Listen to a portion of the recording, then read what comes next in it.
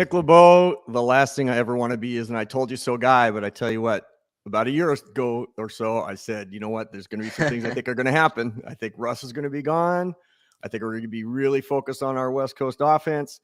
And now I'm here to tell you, man, I don't remember a time that I've been as excited for the offseason moves that the Seahawks have made than I have this year. And that includes Russell Wilson, but especially with regards to what's taking place in the draft. You called it. Thoughts?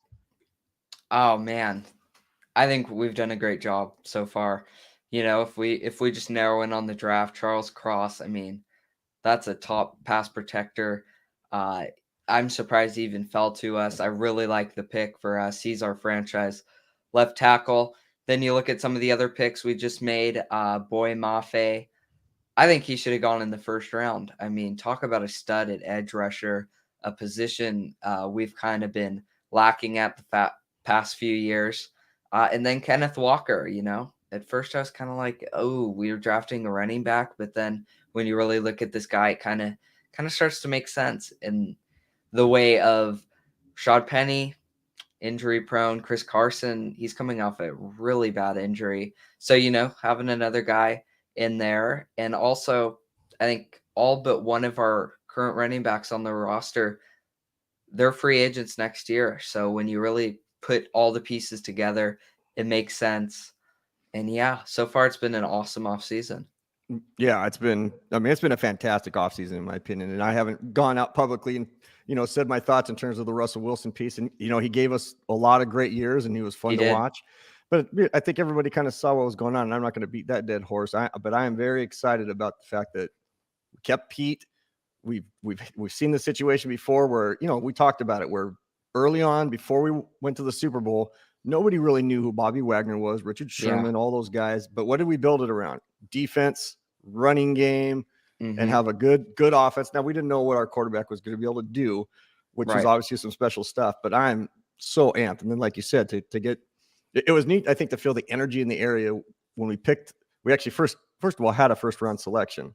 And then we actually picked somebody that is a legitimate bona fide player in a position that, ironically, based on what the trade gave us, right? Here we trade our quarterback who was complaining about offensive linemen. But we've, every 10 or 15 years, we've anchored ourselves around, pretty much a really good or a Hall of Fame type tackle. Now, you never know with linemen. But if it wasn't going to be an edge rusher, I was so glad that we picked an offensive lineman. And specifically this one for reasons that we can talk about. You look at the few times that we went to the Super Bowl and you look at that left tackle position and there was a stud playing it. We're talking about Walter Jones, who you could make an argument's the best offensive left tackle in league history. And then you have Russell Okung from our Super Bowl winning days. So yeah, man, I'm excited for Charles Cross. Well, and what's neat, especially with Walter Jones, but then, even with our former left guard Hutch that was in there, but really with Walter, I mean, he's around. So, I think from what I've heard about, about Cross is that he's one that yearns to learn, wants to know, he's been doing pass blocking all of his career. I mean, pretty much every single play because of the offense they play in. Yeah. But to get into a 3-point stance, as someone who's coached for a long time, it is much easier to teach someone to get into a 3-point stance and to drive block forward than it is, especially in this day and age, the way the passing game is going, to teach someone who's been in a 3-point stance, who's just been doing the running game all the time, to learn how to pass pro, because there's so many different pass protection things and edge rushers. I mean, when we look at even the guy that we just got, right? I mean, he's a, legitimate speed that could be playing wide receiver, running back, but he's playing edge. So to take a 300-pound lineman and try to match him up against some of these defensive edge rush players, I love that we picked a guy that is just so focused on the, pass blocking, but then to have someone who is a model to follow in our area in Walter Jones, I certainly hope that if he doesn't seek him out, that we focus on getting him in the right direction. So there's just some neat things that I think have taken place. And I think, you and I've talked about it before, where people complain about, the offensive line. Well, we really need to get away from calling them offensive linemen, kind of like we're getting away from, calling people, used to be defensive end. Now we're calling them edge, right? It's edge. All these hybrid pieces. Well, it's left tackle, it's left guard, it's center, it's right tackle. And they do 5 completely different things. Yeah. So not to say our left tackle's been awful, but the fact that we've added, we've had some solid left tackles, but I just, again, love that we got a guy that I think can step in there, can help with what we're doing, can learn the offensive line blocking scheme. Definitely. Just I think good stuff. A big thing too is, I mean, you look at his age, he's only like 21. So you're looking at a guy who's going to be around for a long time. Going to be around a long time. And something you said before the show, Nick, talk about where we picked up these 3 players from that we have so far. They're not small schools. No. Yeah, we're getting guys from big schools. I mean, you're talking about Michigan State, Mississippi State. These aren't small schools, and they're playing in bigger atmospheres, which is going to be more like what they're going to be playing at in the NFL level, especially here in Seattle, where we show out for our games, and we're one of the loudest fan bases in the league. Yeah, absolutely. And you know what else is cool? And I know we got a couple other guests that are going to be joining us here in a few minutes. I see they're in the green room waiting, and I'll bring them on here shortly after we get through our kind of opening segment here. But you know what I still love, Nick, is that Pete Carroll still has the Pete Carroll effect. Yeah. Like, you're around here, and it's like when you're in a relationship with somebody, or you have a friendship that goes on for a long time, or just any walk of life, you're at a job for a long time. Yeah. Things can kind of start to get a little stale, and which it did between our quarterback and our head coach. But one guy has stayed true to who he was. I think no one can question that Pete Carroll's the same guy he is now that he was, 10 years ago. Now that's bothered people because it's, he can't change. He doesn't run, blah, blah. But when you see how amped up these dudes are when they're selected by the Seattle Seahawks, there's something a little extra. And I pay attention to the psychology of this stuff, man. And of course, they're all excited to be going to the NFL. But when you get selected by, there's probably a handful of teams that I think guys go, oh, I'm going to Tampa Bay. I'm going to the Rams. They're obviously going to be an exciting team for people to go to now. Seattle Seahawks, because of Pete Carroll, I think still have a way of getting guys amped and excited, and the 12s and all these great things that go on. Like, it's still great to be a Seattle Seahawk and a Seattle Seahawks fan. Oh, yeah. So before we bring these other guys, let's talk about Cross for a second. Nick, tell me what you know about him. Some thoughts on this big boy here, 6'5", 310 pounds, man. That is a beast. I know that he's an anchor. He's an anchor at the left tackle position. He's great in pass blocking. Like you said earlier, he can really be developed into being a refined run blocker too. And yeah, I'm super excited for him. I think he can be the anchor to our offensive line for years to come. And, you're pairing him with guys like Damian Lewis, Austin Blythe, who we got in free agency this year at different positions. Then we got some young guys that'll be competing for right tackle. So I'm excited for the entire position group in general. Yeah. And it's, again, I think it's nice as we start to kind of get away a little bit from everything in the last few years. I mean, I think we get so caught up in, one player, one position, even with the Legion of Boom, right? I mean, it took a while for, last year really didn't hear about it as much, but it seemed like years prior, like it's all we kept hearing about was, Legion of Boom, Legion of Boom. Okay, we kind of move away. We'll never forget those guys. They're all going to be Ring of Honor dudes. Yeah. But same thing with, with Russ and a couple of those guys. Like, it's time to move on. We've had an unbelievable 10-year run, like unbelievable. And so, okay, we don't have a winning record, but I do love the fact that it's kind of this feel of start over, fresh start, get some new guys that want to get in there and that can lead. And one thing I found, Nick, in any walk of life, business, education, coaching, what have you, a lot of people feel like they don't have an opportunity to lead until someone who's the perceived leader, real or not, gets out of the way, right? And so I think there was a lot inside that locker room. And this isn't anything bad against Russ or anybody else, but I think that's why maybe a DK or maybe a Tyler who's quiet, and other guys, we don't know who the leaders are going to be. Yeah. Because I think there was always this kind of feeling of, well, it's Russ's team. We don't get Russ upset, and who's Russ hanging out with, and what videos is he doing with his guys in California? Yeah. So to have some new guys that can be leaders. And I think, and Pete's the type of guy, he could take a Nick LaBow and say, Nick, you're going to be the leader in your first year of the team. And you'd have a chance to do that. Right. Right. Yeah. And especially on the defensive side where, you're having arguably the best middle linebacker and most of the seasons he's played in the league. he's not there anymore. And that was a really big leader on that defense. So you're going to have to see guys stepping up. We got a young edge rusher now in Boy Mafe. We got Darrell Taylor, Quandre Diggs, Jamal Adams, who we gave up 2 first-round picks for. It's going to be interesting to see who emerges as the leader on that side of the football too. Yeah, and I'm about to bring in Cameron Hughes here in a second after I say this last little piece. You kind of spoke to it again. I want to go back to that Denver trade. We gave up Russ, and, we know there's some other things that came, but, at pick number 9 and pick 41. So pick 9, we get the offensive lineman, we get the tackle. Yeah. And then at pick 41 that we just had, we get Kenneth Walker, the third, out of Michigan State. Again, big schools, we talked about, now I'm not the biggest buy, I don't buy in big time into the 40-yard dash. In fact, I know that there's a lot of talk about them getting rid of that at the combine, because now it's about quickness, right? There's times where you have to run straight, but I'm more into how quick can a guy be and those type of things. But I still like to see the number after that dot be a 2 or a 3. And when it's for a running back, this guy's a bowling ball. I've watched him play in a couple games, and at 5'9", 211, and we had talked about the fact that 18 touchdowns and had all sorts of about 1,300 yards rushing, I think is what it was. So just a great solid running back that, as you said, we don't always know what's going on behind the scenes. Yeah. So maybe this is a telltale sign of something neat. And fresh energy, right? Fresh offensive tackle, fresh guy there. And we've got to start believing in our quarterbacks, whoever it is. Doesn't have to be anything special, because our guy for the last 10 years was not super special. He was special, but he wasn't super special that year when we went to and won the Super Bowl. He did some cool and great things, but we did it because our defense was solid, right? And our offense was championships, running the ball. That's right. I'd like to welcome Cameron Hughes.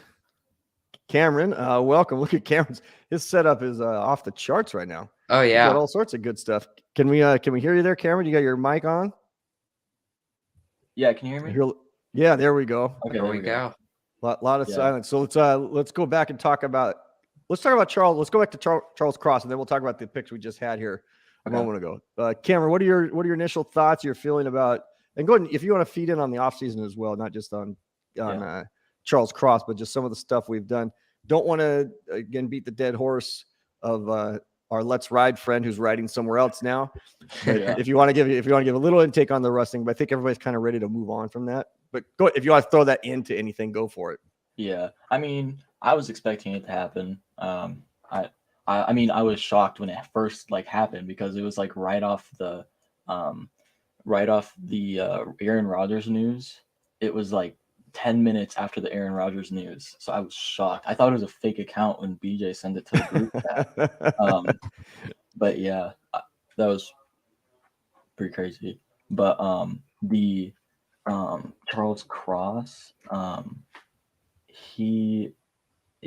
was shocked they picked him as well, because normally they go for guys that are more explosive linemen, and they look at vertical, bench, and what's the last one? Broad jump. Their threshold for broad jump, 100. Well, no, he actually hit that. He got a 112. He got a 112 on his. Yeah. But for vertical, they look for 31 inches, and he hit 26. And then for bench, it's 27, and he hit 20. So I wanted them to pick Cross. I was just shocked that they picked him. I was not expecting that at all. So it's clearly a shift in philosophy there. So yeah, he's elite in pass protection. I love him in pass protection. Yeah, no doubt about it. In fact, here's a quick peek at his his numbers and his stats right there. As you can see, he's got the 112 broad, 26 vertical jump, which is solid. And even cone. Most people don't pay attention to the cone drill. I love the cone drill. I always love doing it more than the 40. That's legit, the fact that he's moving like that. So, his numbers are very solid from that standpoint. People get caught up in the hands and the arms and all that other stuff. The bottom line is the film doesn't lie. Can the guy block or can he not block? And I actually have a little video piece here that I'll throw in real quick just to show you a piece of him that I wanted to talk about. And that's the fact that when he does some of the things that he does, The only concern type of piece that I have is the fact that, he's quick with his feet. He can move around. He can get guys on the loop. And again, now he was not that guy that allowed the sack. He's over here on the left in the circle. Don't worry about the guy rushing the quarterback here. And if you did watch the quarterback get sacked, you weren't watching the line of scrimmage, which is what you should be watching. But it's this next play is right here is the only thing that I have a concern with. And I don't want to nitpick on any little thing. And I know, let me hide myself here real quick. And that's this. If you watch his right foot, now as a left tackle, he should be dropping with his left foot first. Your step should always be either, if you're running the running ball, if you're doing running game, your ball should always be going to the inside of you as a left tackle, unless you're running that sweep, right? So a sweep would make his left foot go. Anything inside would be right foot. Well, same thing here on pass rush. Most of the time, his left foot should be dropping back, but as he drops back here, you'll see his right foot step first. And so just the fact that I've seen that a couple times with him, again, right? He's on left. He's playing left tackle, but watch his right foot that you can see in the ground. Right at the snap, his right foot goes back. Now, the only thing that makes this okay in this position, though, and that's why I'm turning this negative into a positive, because he does that on a few occasions when he shouldn't. However, on this occasion, it's not so bad because he's trying to get a lateral step to get an arch block on this guy, which he does. And you can see now he gets it walled off great. So that's the stuff I think, again, when I was talking about earlier, that it's very easy to do, to be able to, let me stop the share here. Very easy when you get to have to teach a guy how to block from a running game standpoint. It was still my biggest issue last year, whether it's coaching or if it's the players or what have you. When guys are stepping with the wrong foot at the NFL level, that's a massive issue. And I pointed that out on a few of my coaching film sessions. But when it comes to pass pro, this guy's the real deal, man. I mean, they only threw it, 1,000 times. And he only gave it 3 sacks and 600 and how many attempts was that? 682 attempts. Mm-hmm. I mean, that's pretty crazy. Yeah, pretty crazy. Let's go to our second round pick. I think we're excited about the O-line. I know we just selected him, so it's not like we've had a lot of time to do research on him. So you may not even know, much about him or who he is. Nice to see edge, but any initial thoughts from what you guys might have heard or known or anything like that? Yeah, I had Mafe as a first round grade, actually. A lot of people did. A lot of people did. The only thing I saw people complaining about it on Twitter, especially Evan Hill, which is no surprise. He was complaining about he turns 24 in the fall, but I mean, I don't really look. I don't know. If you can play, you can play. Hey, that to me, I like when guys are older. It's nice when guys are younger because you think that there's upside potential.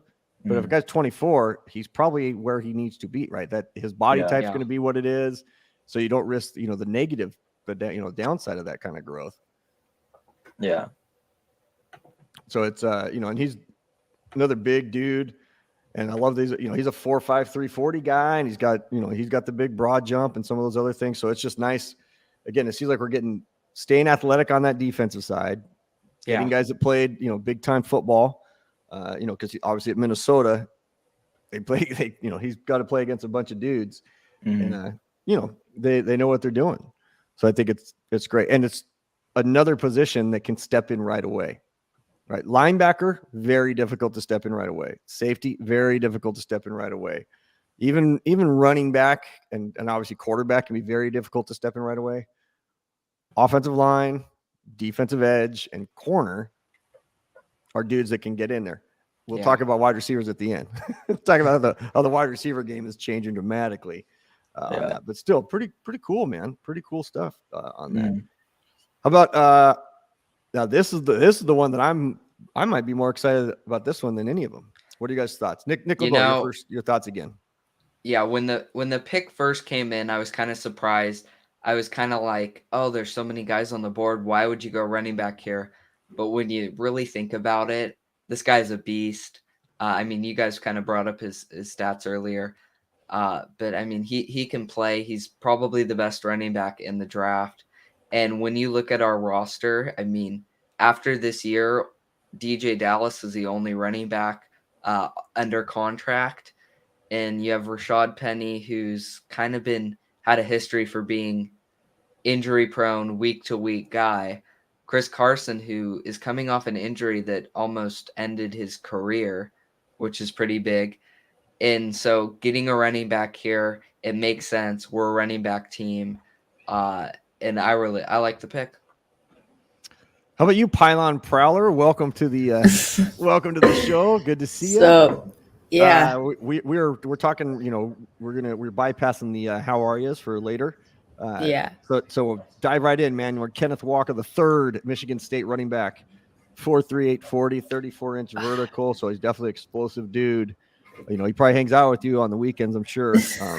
I'm sure. Tell me your thoughts, man. Tell me your thoughts. And welcome. Good to see you. Yeah, you too. I like him. He's a good player. I think he's going to be good in the NFL. He's going to be physical, run the ball, you know, inside.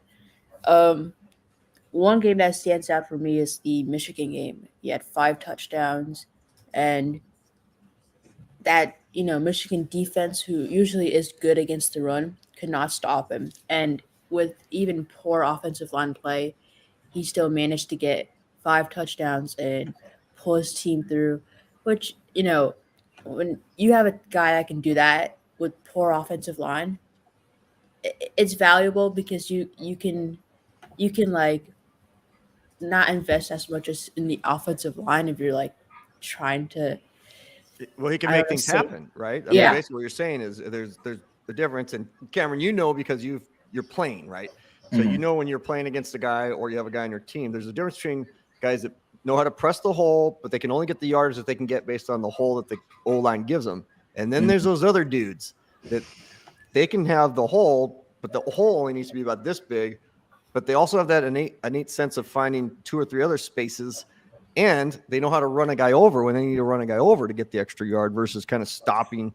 You know, Nick, what was the average yards per carry that we had found right after the selection came up? Wasn't he over 6 yards per carry? It was 6 yards per carry. That's insane. And we're not talking about D3 nowhere USA here. I mean, he's playing big time football in big time games where he's getting keyed on, where it's running, you know, running game league more than any other league in the nation. Yeah, Big Ten. And he's averaging 6 yards a carry. I mean, I'll be thankful if we get a 4 yard a carry guy, right? You want a guy to be usually what it used to be is you wanted a guy's average yards per carry to be higher than his 40 time. That means you're in pretty good shape, right? So if a guy's a 4.35 40, you want him to be a 4.36 or above, you know, type of rushing guy. And if their numbers are slower, probably they're more of a bowling ball type of guy. Well, man, with this 4.38 speed, like I had put up there earlier, you know, again, not big on the 40, but for the fact that obviously he's got the speed. But I actually like those first 2 numbers, that under 5'10", you know, and the 211, that extra pound there, man. He's big. That actually gets me really excited. Yeah, he's a big dude. He's big. He's gonna look good in the uniform. Yeah. Sure. Yeah, I was surprised I wasn't considering him because he was 5'9". I don't remember a running back the Seahawks have taken that are like that's a well-known threshold for running back for them. It's like over 5'10". So yeah, I like it, I guess. Yeah. Yeah. Well, and how many times have we seen with you know, with Schneider, with Carroll, you know, in the last decade, them going with that break the mold guy, a la a 5'10" quarterback, you know, years ago. But even at other positions, like we don't get the prototype guys. Look at Cam Chancellor. Look at the guys we had playing at corner. You know, we're playing Browner and Sherman at 6'4" and 6'5" out there at corner. When usually, you know, you want that 5'10" guy. So I love that. It's almost like there's been this refreshed and rekindled spirit. Now, the problem with 12s, and I'm one of them, is we get so hyper-focused on what we're doing that we don't pay attention to whatever, you know, there's 31 other teams that are trying to get excited and figure things out. And, you know, where do we rank? And you know, next time we get together, we'll talk about where we rank with the other teams out there. But I got to be honest, as I've paid attention the last few days, just draft only, not other offseason moves, but just draft only. And I know people like to grade the draft and everything else. Man, I like what we're doing, and that's why I never freak out in January when we don't play till August, because I still have a lot of trust and faith in Schneider and Pete Carroll. Now, I could be totally wrong compared to what you guys think. Thoughts on what I just said there? I mean, what I wanted from this draft is for us to just build a young team that can Did you say develop. to build a team? Yeah, a Yeah. team. No. Yeah. I didn't know if you said. Yeah. I wasn't sure if that was the word you said. Oh, okay. And Build a team based on the stuff that yeah, we need. Like not go get not take a some quarterback superstar this year. player. Yes, agreed. Yeah. How many of you guys thought that we might? I think. I mean, I started seeing tweet after tweet after tweet as I think it was Malik. It was still coming down. There was two different quarterbacks that, and I haven't seen in the last hour if any of them been selected. But it was like everybody quarterback. And last year at this time, I was saying, hey guys, maybe we should draft a quarterback in the 5th round or lower. Yeah. In case Russ leaves, someone could train, Russ could work out with him in the summer down in California, maybe, or what have you. And everybody shot me down on that one. Well, now I think we wish we'd have done that. But did any of you guys think we were going to take a quarterback in not first round, but second round with those 2 picks, especially as a couple quarterbacks are dropping down to us? And B, did you want us to take a quarterback? So 2 different questions there. Did you think we were maybe going to take a quarterback? And B, did you want us to take a quarterback? Or, like B just said, are you glad that we built based on what our really true needs are? We still have time to figure out a quarterback. Thoughts? Cameron, what do you think? Did you think you were going to draft a quarterback or hope we were going to draft a quarterback? I really wanted Malik Willis is the only guy I would draft in the second round of the quarterbacks. And if he's there in the third round, I'd take him as well. But I had a feeling they might take him, but I'm glad he's still available when we have 17 picks to go until our third round pick. So, if he's there in the third round, I would definitely take him. I agree. This is a guy Nick LaBow. I've got. Oh, go, keep going, Cameron. Sorry. Yeah, this was a guy who was like, I watched a mock draft. They had him going 2nd overall. He's got talent. It's just the stuff you got to teach him and coach him up on. Mm-hmm. Nick, I got 2 words for you. Draft day. Remember the movie Draft Day, guys? Pylon Prowler. Did you happen to see it? It's okay if you didn't. Yeah. Okay, Draft Day. A certain Seattle Seahawks were part of that. It's kind of funny after the Super Bowl. Now we're like considered one of the worst teams in a movie. But remember how in that movie, the stud quarterback, and then somebody found out something about him. Now, again, I'm not saying there's anything bad with this quarterback, but amazing how I agree, Cameron, how you have guys, and I'll come to the other guys on quarterback talk here. But you have a guy who a lot of people easily had going in the first. He's the best quarterback. When was there a draft that quarterbacks were not being taken in the first and second round? I can't even remember a time in this pass happy culture that we live in that a pretty darn good quarterback in an age where you want mobility and you want guys that make things happen and be shifty, that even teams like us aren't taking a chance. Because I honestly thought we were. Nick LaBow. Yeah, no, I definitely thought as we kind of got closer to our second round pick that we'd kind of pull the trigger and go for Malik Willis, but no, we didn't. Obviously, like you said, there's kind of a draft day connection. Maybe something came out about him inside like NFL sources that we don't know about. But I agree with Cameron. I think if he's there at 72 and we pick next, no doubt, I think we should pick him. He's got a lot of upside. He's the only quarterback I'd take in this draft. I think he's the only one who has the potential to be good. But I am glad that we're building a team because next year there's pretty good quarterback class years after, Yeah, no doubt about it. There's quarterbacks coming up, and so I think that's probably what they're thinking is that there's quarterbacks down the road. We'll come back to the draft. What do you guys think about the quarterback situation right now as it stands? A lot of people kind of ripping on Drew Lock at first, and then they're kind of turning around like, well, maybe he'd be good enough to manage us. And, and then there's a guy out there in Cleveland. Pylon Prowler, let's start with you there on this one. Pylon Prowler, talk to me about the quarterback situation because it does still kind of impact the draft and some other things, what's going on over there in Cleveland and other places. Honestly, personally, as me, I wouldn't trade for anyone. I wouldn't try and get Baker Mayfield from Cleveland. I would maybe wait and see if he gets released. If he does, that would be interesting to say the least. But honestly, I would just stick it out with Drew Lock and Geno Smith for the year. See what Drew Lock has, have competition with him. And, he and Baker Mayfield, they both have had multiple offenses to learn. each and every new year, and injuries, so it's not as if like they're total busts.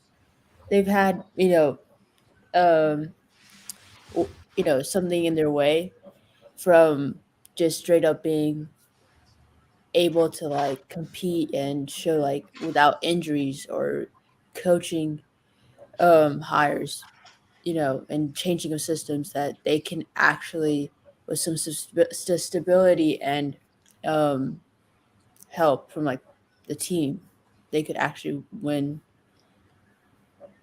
Cameron Hughes, who wins the battle between Locke and Geno? I think it'll be Geno Smith. I don't hate Geno Smith. Like I thought he played pretty well. Like He did, considering he only had like 8 reps the week he had to come in at the last minute, and then it's not like he got summertime and August time, and I don't recall him working out with Russell down in California. But then again, he might not videotape all the stuff he's doing. Other quarterbacks work out too without putting it on video. But yeah, I'm a huge Geno fan, but I'm actually a huge Drew Lock fan too. People think, well, he lost, and this circumstances are different everywhere you go. I agree. Just the things change, and he comes in here. He knows he's replacing a dude, right? He's smart enough to know that.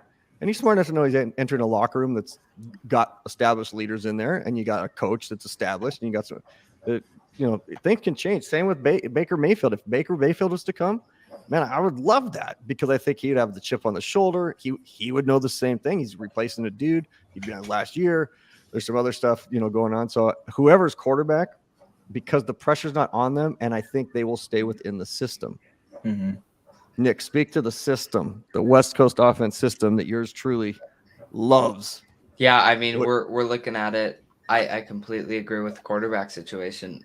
I could see Geno taking it too. I really like both quarterbacks. I think they're going to be coachable. I think they're going to be really good for this system that Shane Waldron's trying to instill, the West Coast offense, and we now have a running back committee now that we got Kenneth Walker. We got some stud receivers. I really like what's shaping up for our offense. Yeah, and I never like to too much go into, well, guess what happened back then or this time or what have you. However, in 2005, it was West Coast offense.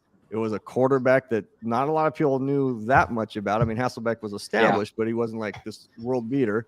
We had a good running back. We had the offensive line that was moving well. We had a decent defense, but it wasn't like this ferocious Legion of Boom type defense.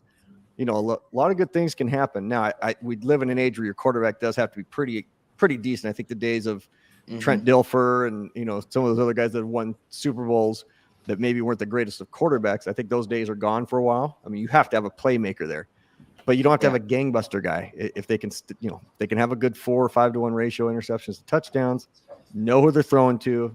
And I love who said the running back by committee? One of you said running back by committee. That to me is great. Have a bowling ball running back do some stuff. Let's complete some screen passes for once. Let's have some draw plays, like all the stuff that the West Coast offense does. Yeah. I think that was other parts of the draft. We got about 10 minutes left. Other parts of the non-Seahawks stuff in the draft. Anything, from Nick, talk about what you're talking about regarding the number 1 pick yesterday when we had our production meeting, and we were talking about just, before the draft and talking about who the number 1 pick might be, and like 8 names came up, right? Yeah, right. I mean, it was kind of a year unlike any other in the sense of coming on the last day and even up to till the pick, people really weren't sure who it was going to be.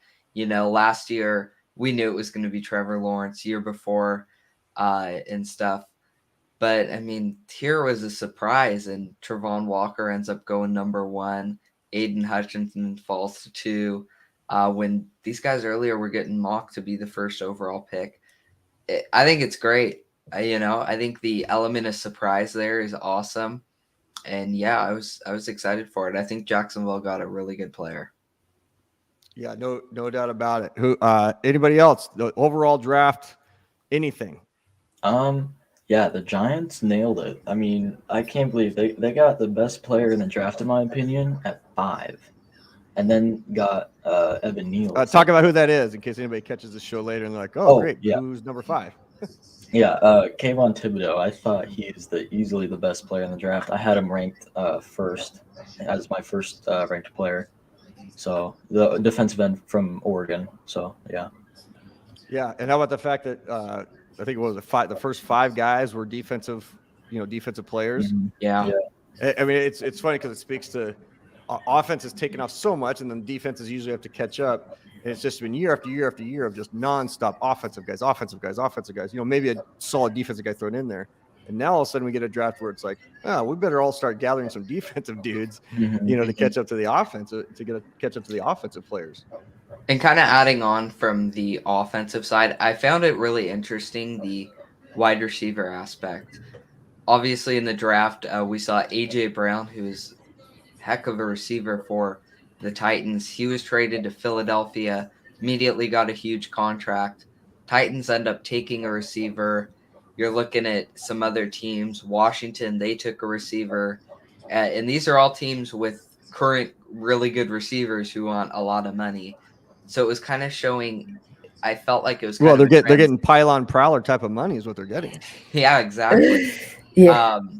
But no, I think it was a lot of teams showing the unwillingness to kind of pay their top guys and kind of looking at it from what the running back position has been a lot, to where every 4 years or whatever, you got a good running back, they want a big contract, you maybe let him go, draft a guy, and just kind of that cycle. So I found that interesting.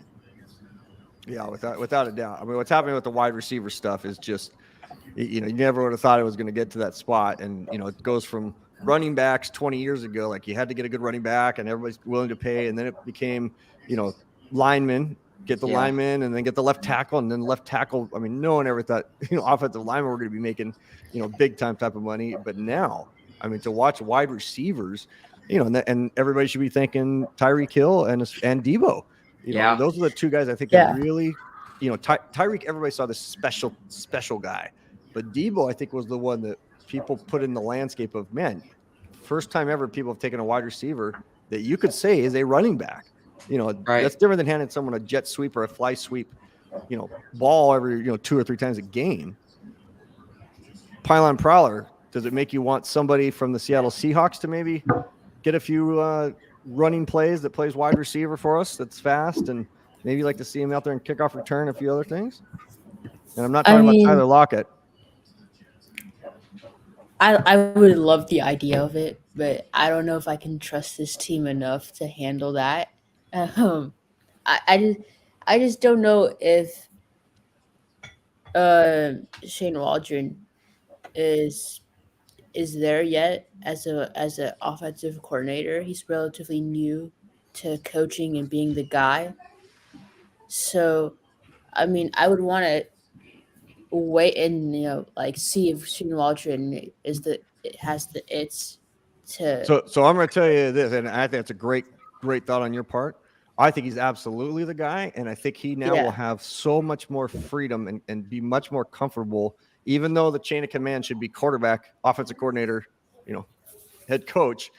With having Russell out of there, it's going to open up his ability to feel like he can just kind of go, oh, and I know, having been a play caller for many, many years, that feeling of when you've got a player that is a special player, but you just know that, man, I have to force feed some things through and to keep him happy, to make sure he's, on top of things, make sure he blocks well for us if he's a receiver, make sure he runs well if he's a running back, whatever. Quarterback, got to let him throw 25, 30 times a game.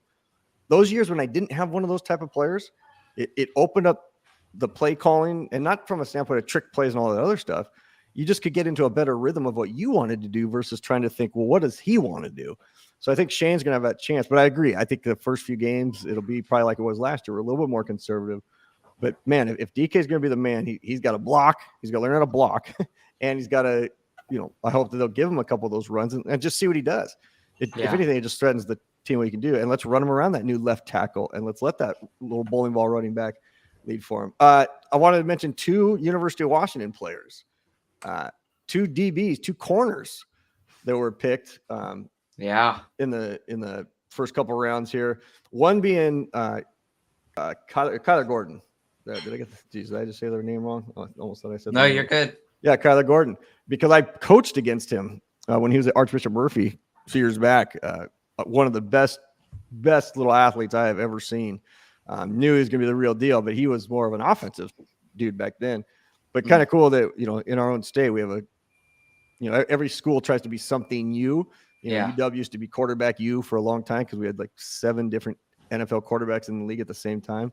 But lately we've had a lot of DBs and stuff that have gone out. So kind of cool that 2 corners, in the same season go out of the University of Washington, go into the NFL. Not good if you're a Husky fan. Not good if you're a Husky fan to see some of those guys going, but yeah, definitely other stuff. All right, guys, as we get ready to wrap up, anything else you want to add to the little draft thoughts, and then we will connect again shortly to talk about how this all played out, not only for us, but for the entire squad. Cameron, any final thoughts? The Seahawks are 13 picks away from the 3rd round pick. So, and if let's say it's not quarterback, Malik's not there. Let's say, what position, or unless you have a specific player, but is there a specific position that you're really hoping that we go for? Yeah, I do have a specific player. There are a lot of really good players available, but so Channing Tindall was my original, the linebacker from Georgia, was my original target for round 3. But Nakobe Dean, who is a projected 1st round player, is also available. So if Dean's still there at 72, I would. Is your board up to? I'm not saying because it isn't. I'm just asking: are the people that are on your board, like Mel's best available? That's as it is right now, live, right? Because I don't have my screen up. No, so I'm trying to produce this stuff. I had to stop doing it. There's so many things I have to update. Because is Nakobe still available? Yeah, he is. Yeah. Yeah, that would be solid. That would be solid. Nick LaBow, any position that you'd like to see us go for as we wrap up the show here? I really like Nakobe Dean. I think he's a great player, but I wouldn't mind if we added another offensive lineman. Abe Lucas out of Washington State. He's a great tackle. I think he's going to be one of the best. And hey, maybe you want to just go brand new at both tackle positions. Get 2 young studs to anchor it down for the future. I certainly wouldn't mind that. I like it. Pylon Prowler. Who do you want to see? Just give me a position you'd like to see us add some depth to, and it can't be quarterback, punter, or kicker. Or holder. I know you're hoping we draft a holder. For me, I think a linebacker is the most logical choice next. I just don't know if I want Jordan Brooks as the only serviceable linebacker on the team.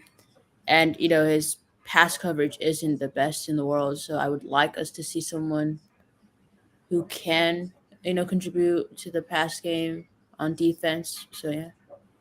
I like it. And I'm going to say I would like an interior lineman, just because I'm big on building everything inside and up front. And if we're going to kind of continue to start this, again, not rebuilding, but just kind of tooling and building out, I'd love us to have the confidence of having a couple guys that are up front there to make those things happen. So, man, lots of fun, exciting stuff. It's fun to actually have a draft, where we're part of the mix.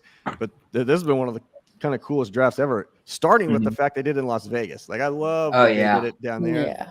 And I also thought it was pretty smart, and why they haven't figured this one out forever.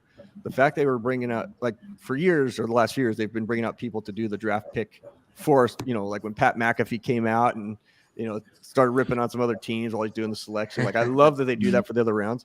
But when the commissioner comes out, right? I mean, Goodell comes out, just gets booed like crazy. Smart of them to start putting, people out there that you can't boo.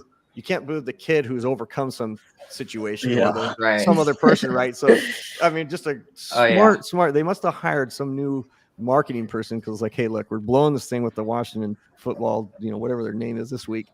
And, there's other things going on that we just have not handled very well. So let's not get booed in Las Vegas. So let's find some people that you cannot boo when they walk out there with Goodell. So I just think they're doing a great job marketing this thing. When in the past, it wouldn't have been paid attention to that much. So I think it's a good revitalization thing for the 12s too. Kind of a healthy revitalization. Yeah. All right, dudes, man, this has been a ton of fun. It's been great connecting with you. Everybody can find each other's channels all over the map. Thanks for watching. If you didn't catch it live and you're catching this on a record mode, we love our Hawks, and we are always welcoming anybody onto the bandwagon known as the 12s. And for those of you that got pissed off when Russell Wilson left, and you don't want to be a 12 anymore, then you probably weren't a 12 to begin with. So with that, word to everybody's mothers. I'll talk to you later. Have a great day. Go Hawks. Yep.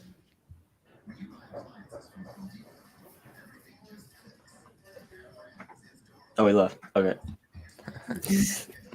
I didn't